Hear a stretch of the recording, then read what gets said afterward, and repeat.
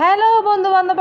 আজ লই আই গেলাম গুদি আবার খানা দানা রোগ সেরকম ভিডিও। তো আজ এই দুই যে হাওয়া দাওয়া করতাম বই গেই প্রথমে লো ফেলে আমাদের শাক বাজা এবার মূলা শাক বাজা রঙ লো ফেলাই তো দান নম্বর মাইলি ভিয়া দান নম্বর ব্যাখ্যা আছে তাল দেখতো মাইরে মা গাল বেড়া সরমা যে ফান লেগে তাল নাই গোড়া ফানসা আচ্ছা লই যেতে হাই ফেলাইলাম কিছু গরিবার নাই শাক দিয়ে শেষ এবার লইলাম দে হলাত্তর বাজা বোঝনে বাজা হয় বোঝনে সামনে হয় এবার ঈদে বাংলা হলাত্তর বহুত মিষ্টি সেরকম ফাঁদ হলাত্তর ফললে সিদ্ধ করি তারপরে পেঁয়াজ দিয়ে রসুন দিয়ে মরিচ দিয়ে সুন্দর করে তেলের মধ্যে ঝাঁপ করে বাজা করে ফেলায়। এইবার হলাত্তর দিয়ে বেড়ায় তোরাই সুন্দর করে গড়া রেডি করে মুখের ভিতর ঢুকে দিলাম মার সেরকম ফাঁদ হলাত্তর দিয়ে সুন্দর করে চাটি ফুটি ওই এরপর ফেলাম তো সবজির তো হারি জিয়া আলু দিই মূলা দিই অর মাছ দিই মানে অরুণি দি হতে পারে মুখে হারিয়ে আমার মাছ খাবার রেখেছে না অরুণি দি আর অরুণির এই ফিডর এই যে তেল জিনিস ইয়েন খাই তো সেরকম মজা আর আজ অরুণি বিয়ে সেরকম পথ আছে একদম ভিতরে সন লাল টুকটুক একদম গোলাপি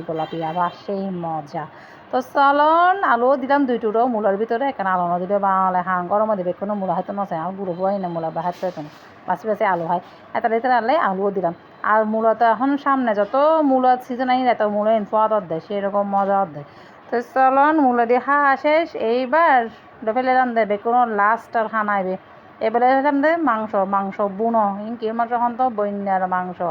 বন্যার মাংসটা সুন্দর করি একদম শুকনো করি ড্রাই করি এবারে ফ্রাই করি বাজা করছি আর ওর মধ্যে আবার জোলর কেউ হয়তো না চাই এরকম শুকনো বুনাইবে হয়তো পছন্দ করে। আর লেভে এলাম শশা তো অবশ্যই লাগিব এক গড়ার মুখত দিয়ে এক টুকরো শশা হাই আর আজ মাংস সেরকম পাতেই আর মাংসর তুনো মাংসর আলুইবে আতন সেরকম বা লাইকে কি জানি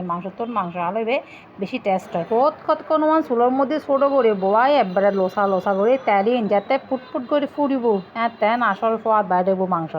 তো চলন খাওয়া দাওয়া শেষ করি রেদুরের মধ্যে আর কিছু নাই এই হলো আজ দুজের খাওয়া দাওয়া আপনারা কী খাইলেন অবশ্যই কমেন্ট করে জানাইন টাটা।